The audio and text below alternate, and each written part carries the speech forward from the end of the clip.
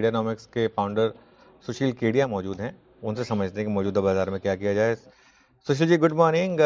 जून की रैली के बाद जब मॉर्निंग। हमारी जुलाई में पहली चर्चा हुई थी, तब आपने कहा था कि अब थोड़ा मार्केट पर हम केयरफुल रहेंगे, और उसके बाद हमने जुलाई में और अगस्त के पहले 2 हफ्ते में एक अच्छी खासी करेक्शन देखी।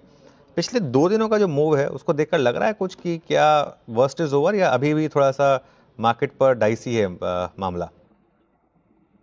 First is over, up trend शुरू हो चुका है। अब यहां से ले लेके ही कमाने का मौसम लग रहा है भाव से, चार्ट से। खबरें, डिस्कोर्स हमेशा यू नो वो हमेशा पीछे ही चलते हैं।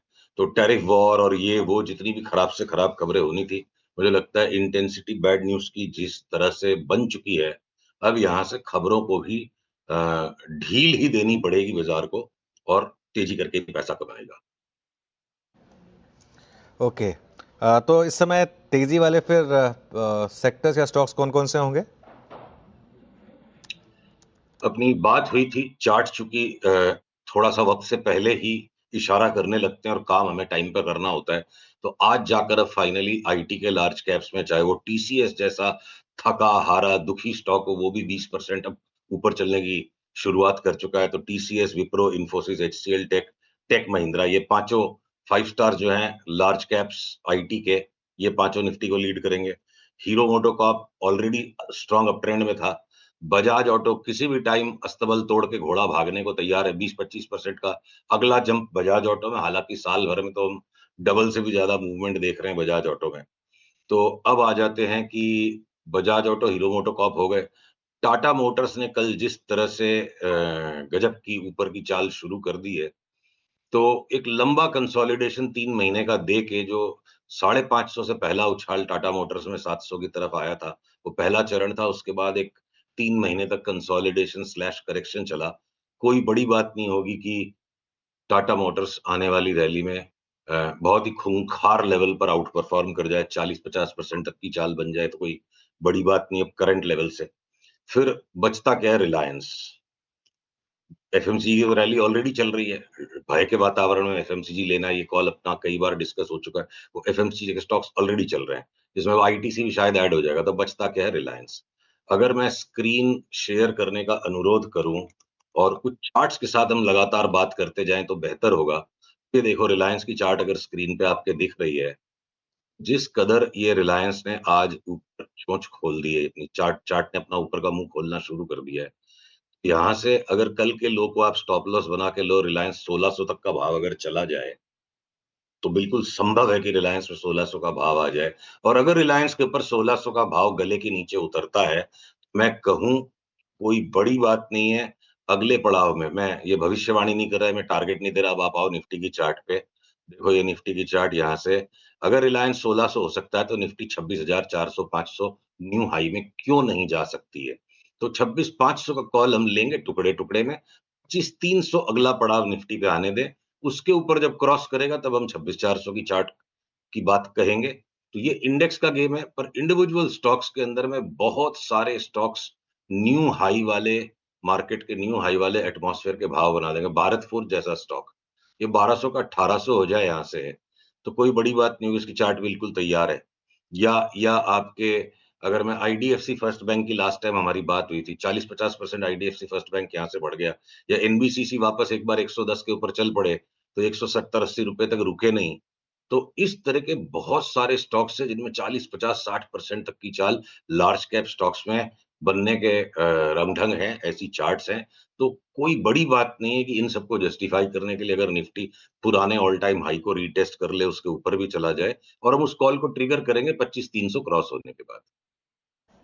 ओके, 25,300 क्रॉस होने के बाद 26,400, 26,500, या इवन ऑल टाइम हाई, मतलब वहाँ तक के लेवल्स खुलेंगे।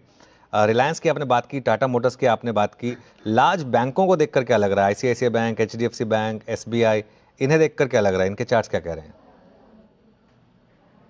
मैं इनके बारे में बात नहीं करना चाह रहा था। इनकी चार्ट्स बड़ी दुखी लग रही है। लगता है कि इस बार की तेजी हम इनके बिना ही करेंगे, तो उनको मैं अवॉइड करूंगा। ओके, इनको अवॉइड करेंगे तो खाली रिलायंस और टाटा मोटर्स से तो काम चलेगा नहीं, फिर और कौन से स्टॉक्स कंट्रीब्यूट करेंगे आपके हिसाब से निफ्टी में?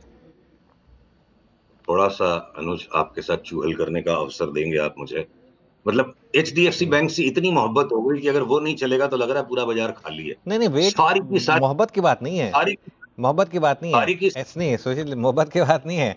एचडीएफसी बैंक, आईसीआईसीआई बैंक और ये जो 2-3 बड़ा बैंक, अब बैंक्स जो हैं वो इंडेक्स का 35% है। अगर 35% चलेगा नहीं तो बाकी 65% कितना खींचेगा इंडेक्स को?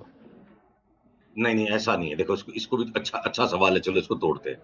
आईटी के हाँ। पाँचों स्टॉक्स बिल्कुल हर तेजी में, टाटा मोटर्स में सुपरलेटिव तेजी, टू व्हीलर के स्टॉक में सुपरलेटिव तेजी, एफएमसीजी ऑलरेडी पागल हुआ है और ज्यादा तेजी बढ़ जाएगी। आईटीसी जैसा थका हुआ स्टॉक भी अगर यहाँ से 15% बम्प अप दे दे, रिलायंस जैसा स्टॉक 15% बम्प अप दे दे, इस तरह के ये सारे स्टॉक्स एक साथ इस तरह के ये सारे इतने सारे स्टॉक्स कब चले थे?